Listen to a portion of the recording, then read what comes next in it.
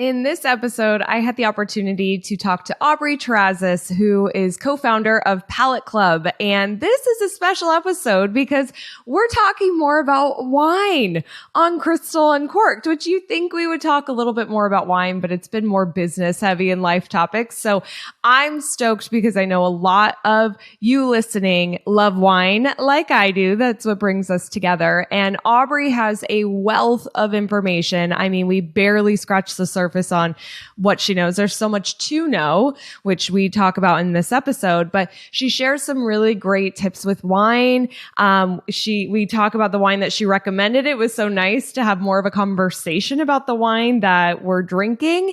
And we also talk, the wine industry is very male dominated. So we have a conversation about what that's like for Aubrey getting into it. And she's got some really great advice for women who are looking to get into the industry too. Plus we talk about a wine that she's excited about and has been into, something brand new that I've never heard about. I can't wait to taste it. You can follow Aubrey on Instagram, Palate _club, PALATE palate.com, and stay tuned because I'm going to work with them to do a virtual wine tasting with my Crystal Uncorked community. This is going to be awesome. We've talked about doing this for a while now, and now I've got the company that's going to help me do it. So I'm so excited. I just want to share a little bit more about Aubrey before we dive in. She is an 18-year hospitality professional, Master Sommelier Candidate, and e-commerce entrepreneur who co-founded the digital wine service Palate Club.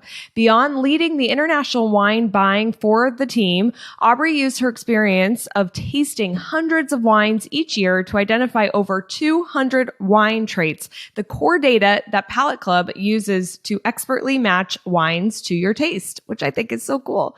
Aubrey is a wine educator and journalist that champions sustainability and up-and-coming regions for publications such as Somm Journal and Guild Somm. Her ideas and disruption to the classic wine club model positioned her as one of America's top sommeliers and wine entrepreneurs. Aubrey lives between Florida and Lyon, France, where she frequents vineyards and is an avid runner. All right, let's dive into this awesome episode. Hello, I'm Crystal Vilkaitis. I'm a curious, wine-loving entrepreneur who loves to learn and have open and honest conversations. Join me and my amazing guests as we talk about all sorts of relatable business and life stuff. It's my goal that you'll have fun, learn something new, and get inspired. Wine is not required, but is recommended. This is Crystal Uncorked. Aubrey, welcome to the show. I'm so excited to have you.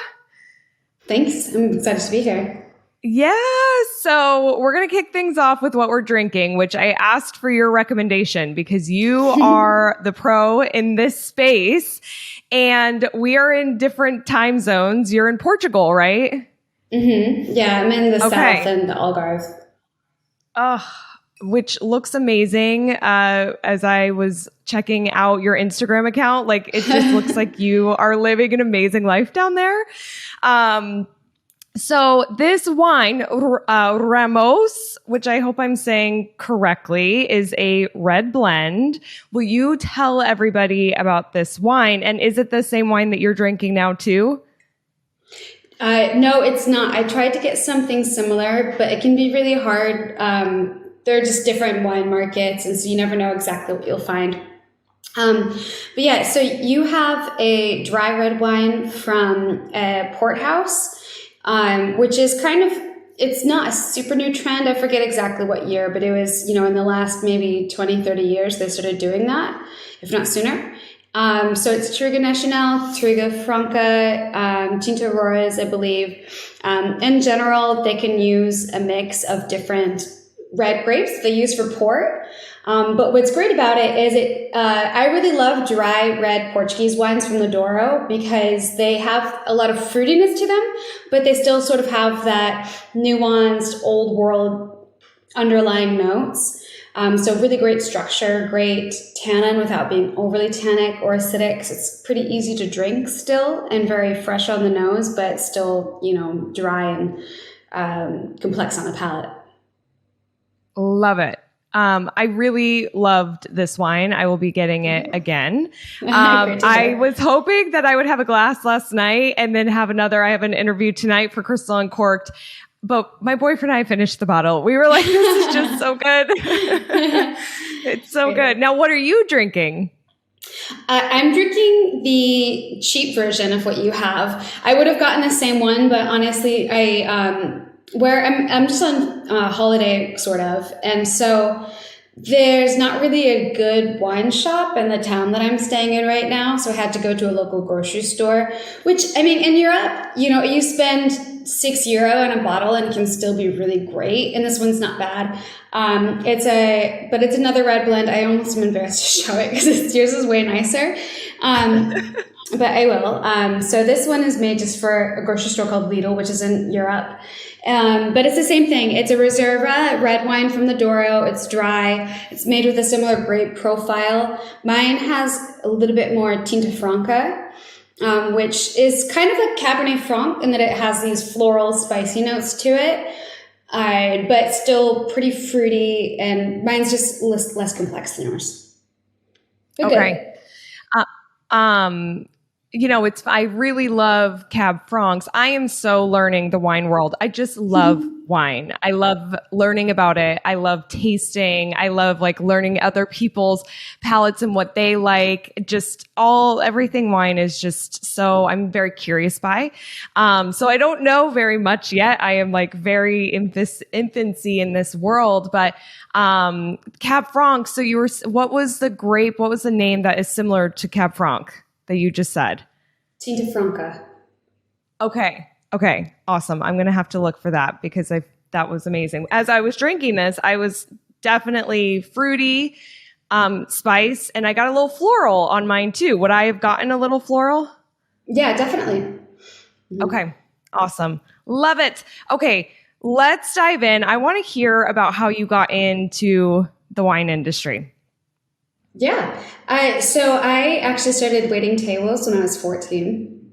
And so even throughout college and everything, I worked in restaurants for a long time because at that point I was able to get pretty nice restaurant jobs. I wasn't just waiting tables at Denny's. I did that when I was 16, for the record. But I was working at Michelin-starred restaurants. And so, of course, you have to know about wine. And the more that I learned about it and the more I started to drink really high quality wine that I had access to at the restaurants, the more curious I got about that world. Just like you, there's so much to learn and it's really exciting. And I also saw, I was a French major because I wanted to go into wine. I kind of switched majors at one point, originally thinking that I wanted to get into winemaking because when you first get into wine, that's the only thing you can think of. But then eventually I worked with a sommelier at a restaurant and I saw him in his bow tie, just going in his little cart, tasting wines all night. And I was like, I want that job. And so I was a somm for many years.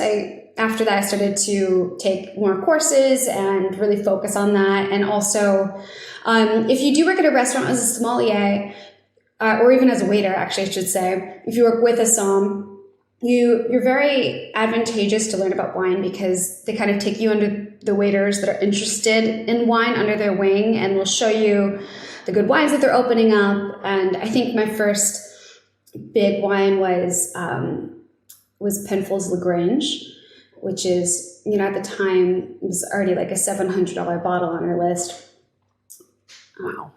Yeah. And so once you understand what wine can be, then I think that it just really opens your mind so much and gets you really intrigued about learning, how is it that people can work with the environment and the grapes and make something that tastes like this. It is so much more nuanced and interesting than whatever I was drinking in college at the time.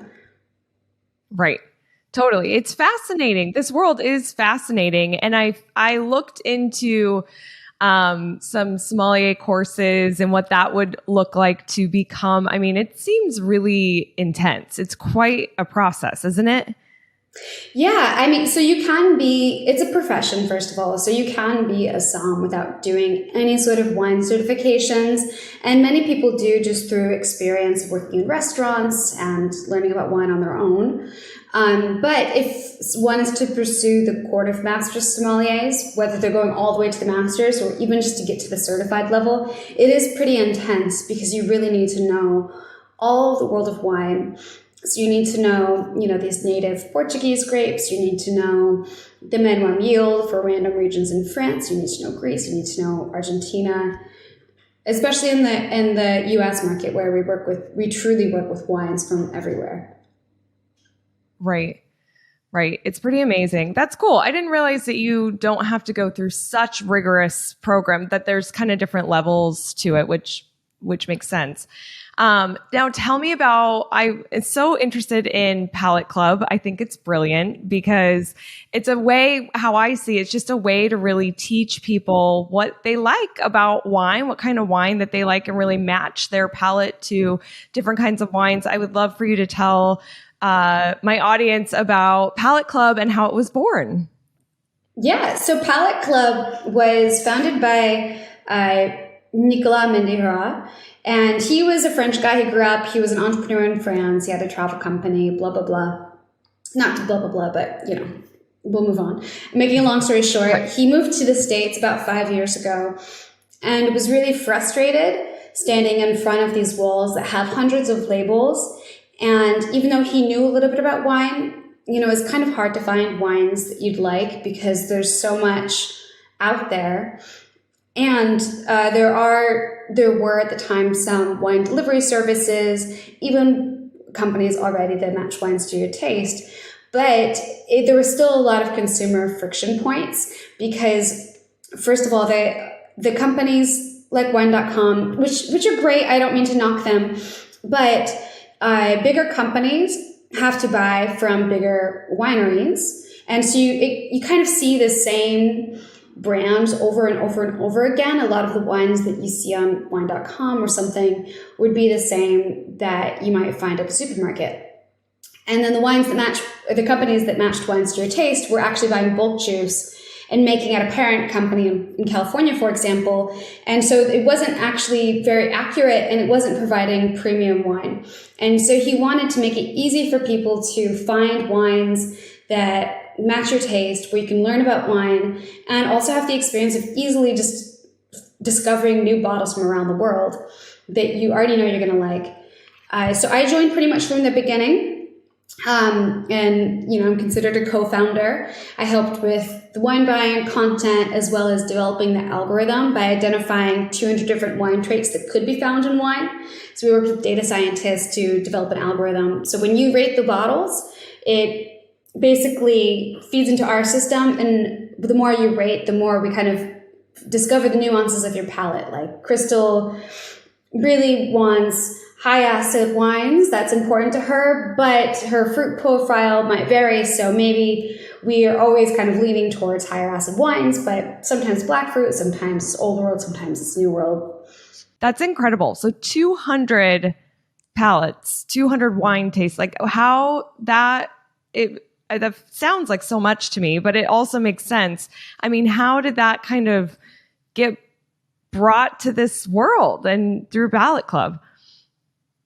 Yeah, well, I'm not a data scientist, but we worked with data scientists in Paris who basically translated something that's really subjective, like wine, by using those traits and putting it into the algorithm.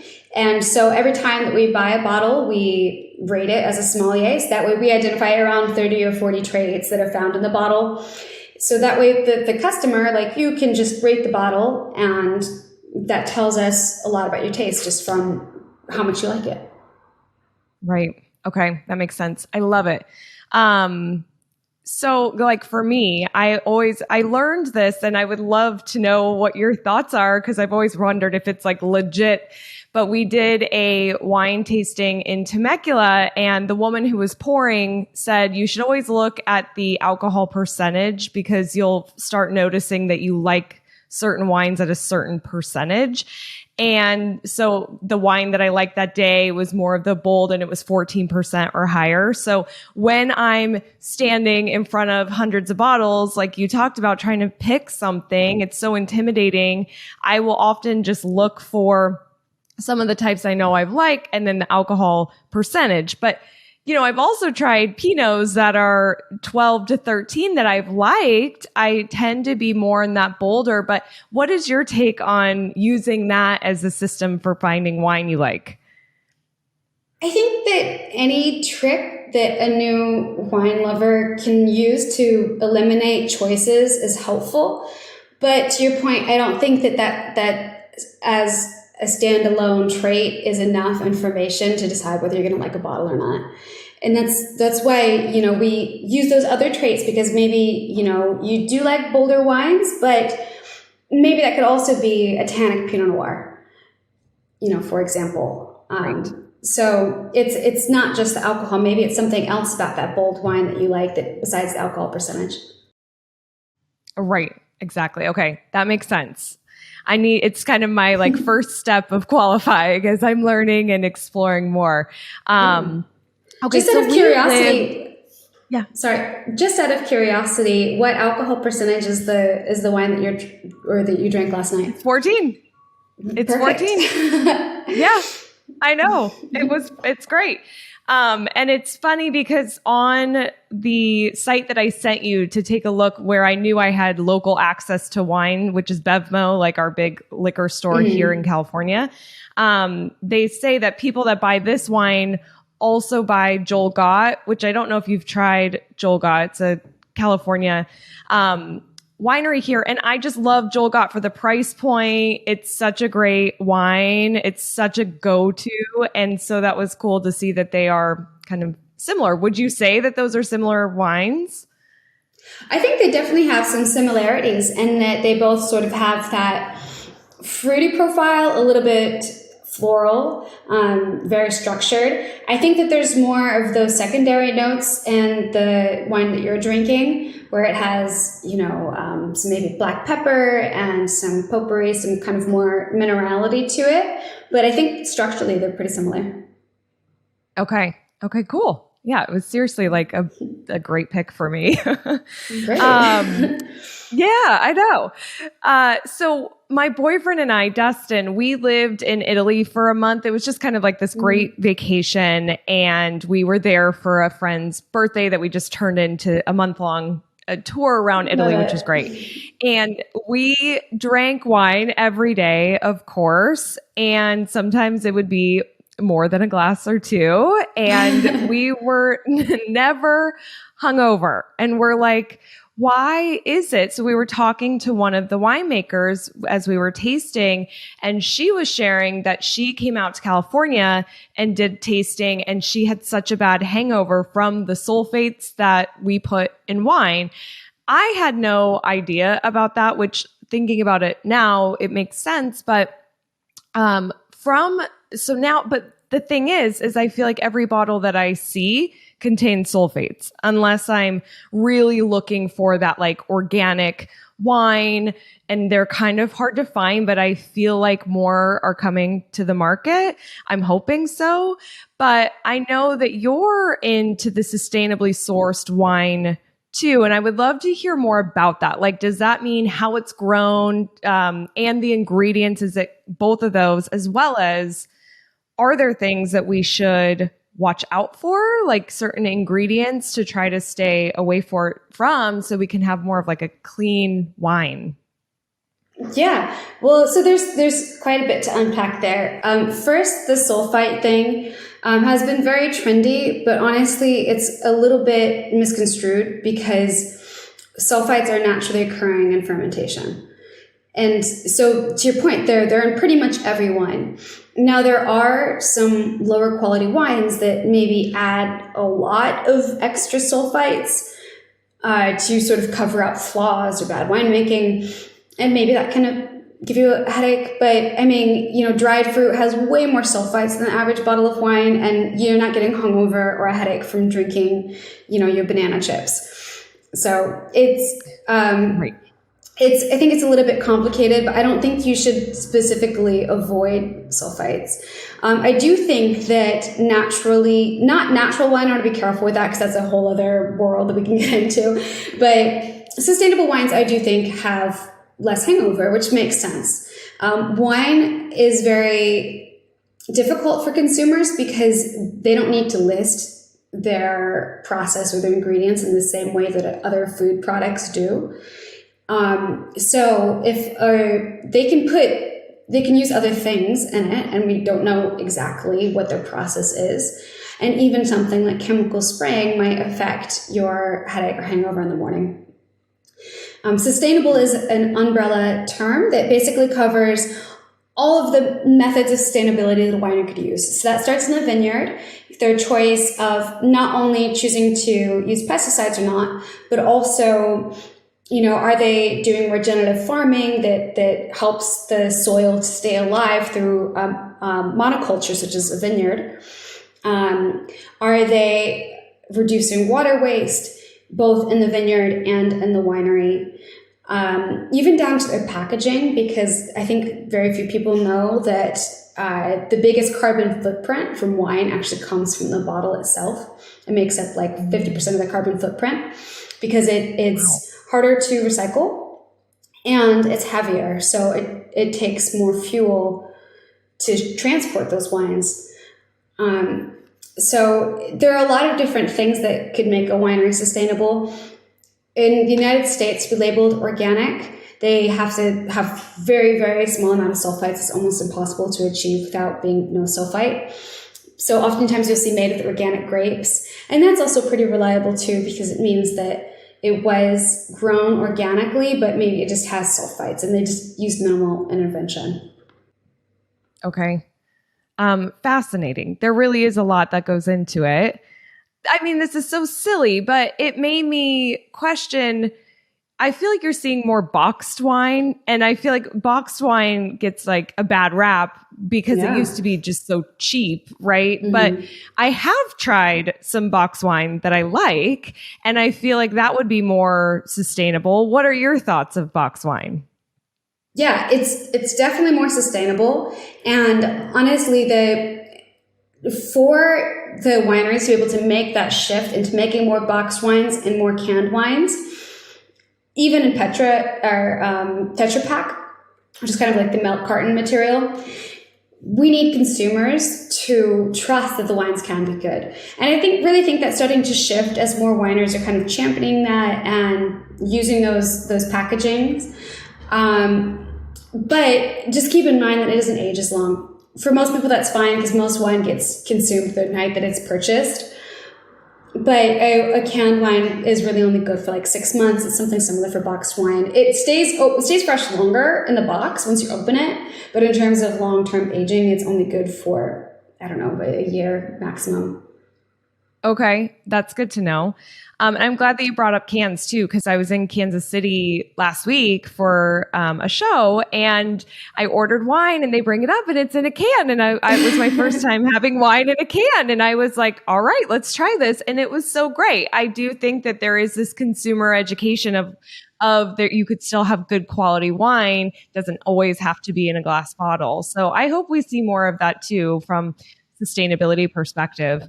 And I think we will. So the wine industry is super male dominated. I did some research before starting this podcast, just knowing I wanted to be in this wine world. And honestly, I don't know exactly what that looks like today. Similar to what you were saying earlier, I kind of was like, I want to make my own wine. I feel like that's kind of where people go next, Yeah. And so as I was researching, I just realized there's not a lot of women wine makers, and I just didn't see a lot of women in the industry. So I know that that's something for you. Like, what is that like being a woman in the wine industry? Yeah. Well, I think that first of all, women tend to take care of each other. And I know many, many women that are in the industry. But just like any male-dominated industry, I think that it can be harder to get the position. It can be harder to get taken seriously, especially in the beginning. And especially when you're young. I was I started somming when I was 24. And so people always thought that I was the hostess when I walked up. It's also an industry where we're drinking alcohol, even for professional circumstances. And so, I think that there's a temptation for men in particular to try and cross those boundaries.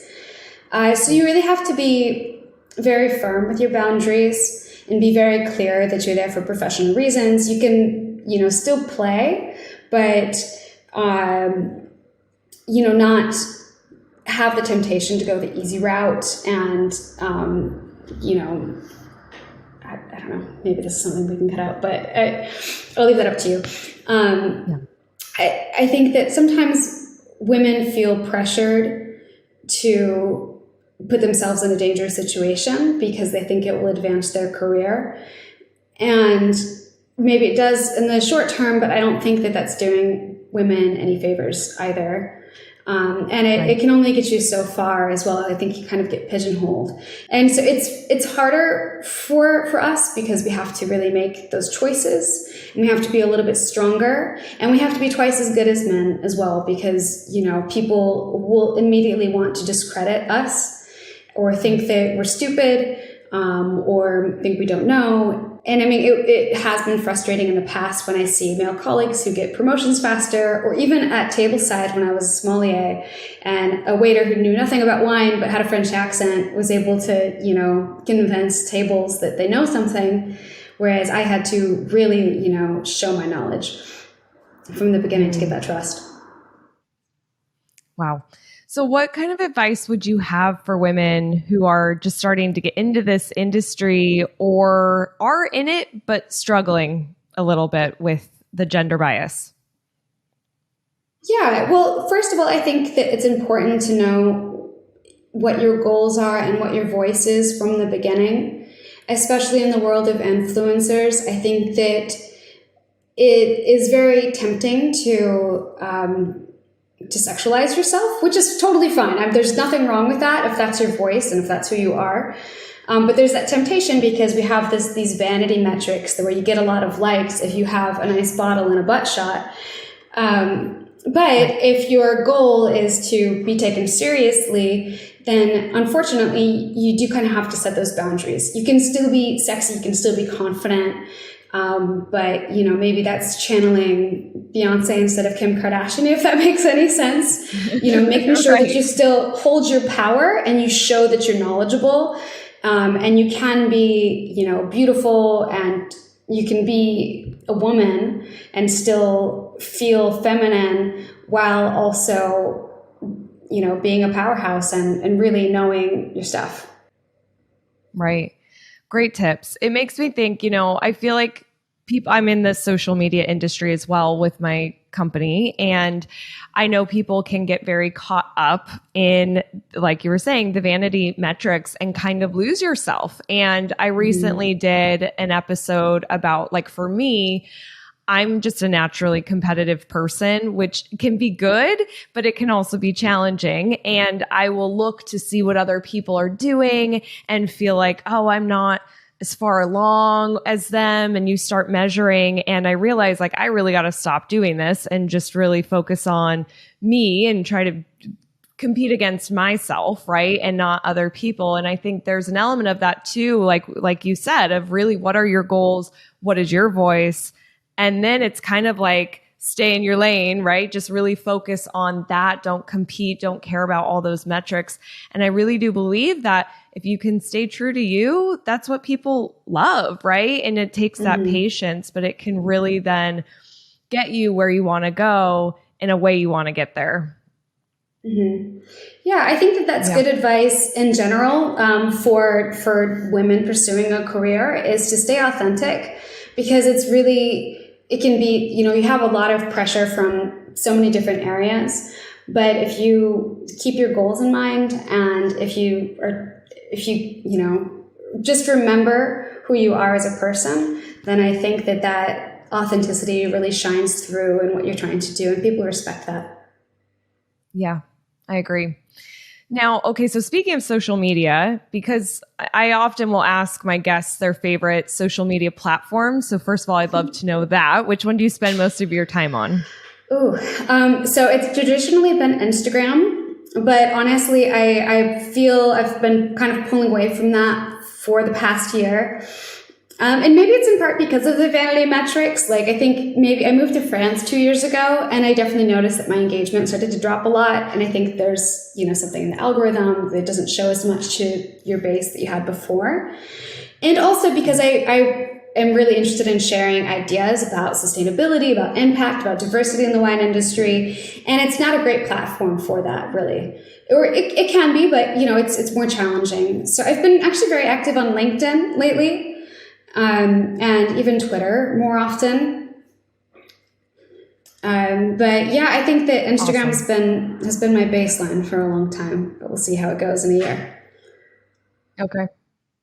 Yeah, I think you're right. Well, and with the move too, I mean, I feel like that algorithm is always changing. So there is an element of that. It is a very specific type of content that works really well on Instagram. So I think if you're trying to have more of those other business type conversations that are more meaningful to you too, I love that you're on LinkedIn. I feel like LinkedIn is just such a powerhouse social site right now, especially from a B2B, and you're getting great organic reach, which is hard to get in other platforms. So that's great. Now, from a marketing perspective of marketing Palate Club, what has been something that's worked really well for you guys there? Is it social media, or has it been something else that's worked well? Well, we are pretty active on social media. I think it's important for any business to have a social media presence. Even if you don't see the direct conversions, that's still the first place that people look at to get a sense of your brand and to join the community. Right. But I think in terms of actual acquisition, events are actually really good for us, which makes sense from a wine perspective because it's something you kind of have to try before you buy, or have some sort of trust factor in a way that isn't there for like fashion or music, where you can kind of see or hear the product and then you buy. And so we were doing quite a bit before COVID, and now we're starting an ambassador program where we work with people that, want to host a digital tasting or even a live tasting with their followers or even with their friends, and they get commission on the sales, which I think it's a really fun experience with a blind tasting. It's a great reason to get people together. And once people try it and see their profile, they really love it. I want to do that. That sounds awesome. Actually, Yeah. I talk about doing a tasting. Yeah, I talk about doing a tasting with my audience, and so many people have been like, I would love to do it. Let's do it. So I will reach out and set that up with you guys. That would be so cool. We'd love that. Yeah, I feel like events, especially so with COVID, thankfully we can do all these virtual events and more people are connecting that way. So you can still see friends and family and do these tastings. I think that's such a lovely way to connect people online. So did you have an impact from COVID? Because some businesses really felt it, some didn't, and some it actually really worked out for them. It grew their business. What kind of impact did you guys have? Yeah, well, I think for many established e-commerce businesses, it helped to grow their company. But we're still very much in early startup phase. And so for us, I wouldn't say that it really went too far in either direction. But we didn't see that push that maybe, wine.com grew 300%. Same thing with Vivino. But those companies have already been very established and kind of more household names as it is. But it did give us some time to really focus on the product and our acquisition channels. And so I think that we've made huge improvements. We're about ready to launch a new version of the app that we're really excited about. We added new features. So in addition to your profile, we actually identified 14 if you include rosé, 14 different wine clusters, where basically we said, these are the major styles of wine in the world, not just red Bordeaux or Burgundy, but actually this is like what that profile looks like. And we gave them fun names like, for example, the Boss, if you like Bordeaux, or or that's the Baron, but the boss is more Napa style. But I think that's a really fun thing to share with your friends and to kind of, especially when you're first getting the profile, you see, your tannin acid, maybe you don't know what all that means, but you can say like, okay, cool. Like I'm the Baron. I love Bordeaux style wines. I love that. Like self-identifying with your wine taste. That's so cool.